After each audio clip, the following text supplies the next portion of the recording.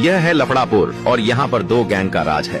एक गैंग को शाका का पिता जगनू चलाता है जिसका नाम है खूनी पंजा, और दूसरी गैंग जिसे शबनम का पिता बशीरा चलाता है उसका नाम है मौत का मंजर। इन दोनों गैंगों में बहुत दुश्मनी रहती है और रोजाना उनकी गैंग वार होती रहती है, जिससे लफड़ापुर के लोग बहुत परेशान हो जाते हैं। सारे लोग जब इंस्पेक्टर गोरिल्ला से शिकायत करते हैं कि इन गैंगों ने हमारी जिंदगी मुश्किल कर दी है, तो गोरिल्ला सोचता है कि इनके खिलाफ कुछ करना चाहिए। वह सबसे पहले जगनू के पास आता है और उससे कहता है, तुम्हें अब यह दुश्मनी खत्म कर लेनी चाहिए। जगनू भी रोज की गैंग वॉर से तंग आ चुका था, तो वह मान जाता है और गोरिल्ला से कहता है, यह दुश्मनी कैसे खत्म होगी? गोरिल्ला कहता है, अब एक ही तरीका है, अगर तुम शाका की शादी शबनम से कर दो तो यह दुश्मनी रिश्तेदारी में बदल जाएगी और खत्म हो जाएगी।